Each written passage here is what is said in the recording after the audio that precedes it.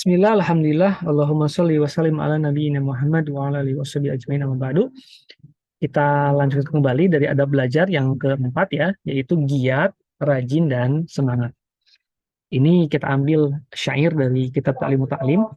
Di situ dikatakan bahwa engkau ingin menjadi faqih, ya faqih itu faham, ngerti ya, tanpa jerih payah, gitu ya. Kita pengen ngerti banget tanpa jerih payah. Maka apa dikatakan dalam syair tersebut, memang gila itu bercabang-cabang. Nah, Masya Allah ya. Jadi kalau kita pengen ngerti agama tanpa susah payah, ya itu termasuk dari kegilaan ya gitu. Atau kita pengen ngerti banget tentang apalah gitu ya, tapi kita nggak ada jerih payah ya nggak mungkin gitu ya. Tidak mungkin suatu hal seperti itu gitu ya.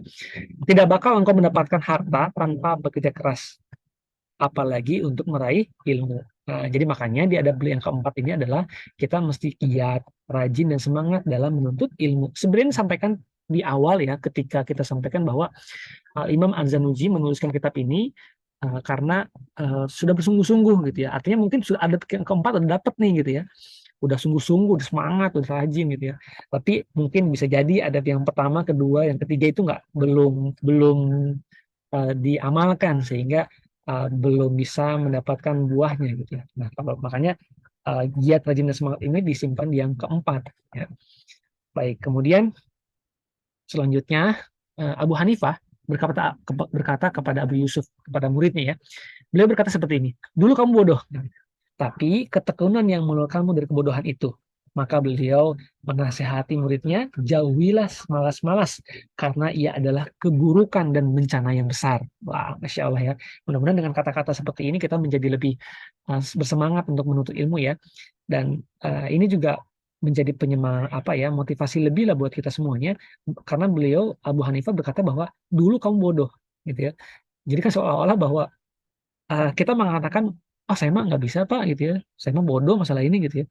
Tapi perhatikan deh kata-kata Abu Hanifah, tapi ketekunan yang mengeluarkanmu dari kebodohan. Bisa jadi sebenarnya nggak bodoh gitu ya, tapi kusabat gitu ya, kalau bahasa Sundanya mah karena kitanya malas gitu ya, maka kita tetap bodoh sepanjang masa misalnya gitu ya.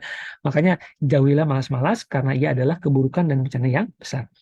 Nah, ini juga syariat yang berikutnya mudah-mudahan menjadi motivasi buat kita semuanya. Dikatakan bahwa orang-orang bodoh itu sudah mati sebelum kematiannya. Oh, Masya Allah. Jadi orang yang bodoh udah mati nih. Padahal belum mati, tapi udah dianggap mati ya. Tapi orang-orang yang alim itu tetap hidup meskipun sudah mati. Terbukti ya, teman-teman ya. Hari ini kita masih membaca kitab-kitabnya para ulama ya, para alim ulama yang beliau seolah masih hidup gitu. Padahal sudah nggak ada. Tapi dengan karyanya itu seolah beliau masih hidup. Baik, itu adalah adab yang keempat. Kemudian adab yang kelima, memetik pelajaran dan adab mengambil faidah ilmu.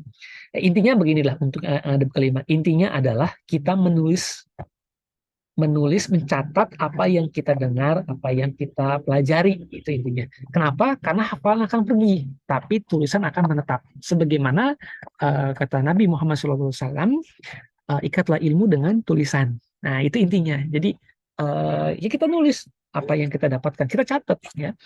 Uh, Mungkin juga ini mudah-mudahan jadi motivasi buat semuanya ya. Dulu Al-Imam Asy-Syafi'i rahimahullah taala, ya, beliau kan anak yatim ya, beliau juga miskin gitu. Sampai-sampai beliau nggak bisa bayaran gitu, nggak bisa bayar ke gurunya kurang lebih gitu ya. Maka apa yang beliau lakukan gitu ya, di teman-temannya itu nulis pakai kertas gitu ya. Tapi beliau nulis menggunakan tulang belulang gitu ya. Ketika tulang belulang sudah habis gitu, udah nggak punya lagi bahan buat menulis gitu ya, mencatat, apa yang beliau lakukan? Beliau hafalkan, kemudian beliau hapus. Jadi diapalin tuh luar biasa ya. Jadi tetap, tapi kan ya proses yang pertama beliau lakukan adalah menulis gitu, baru menghafalkan. Sama juga dengan kita, seharusnya memang kita mencatat, kita hafalkan gitu ya. Baik, itu adalah adab yang keempat dan yang kelima. Insya Allah nanti kita lanjutkan ke adab yang berikutnya ya. Ya betul ya. Baik. Assalamualaikum warahmatullahi wabarakatuh.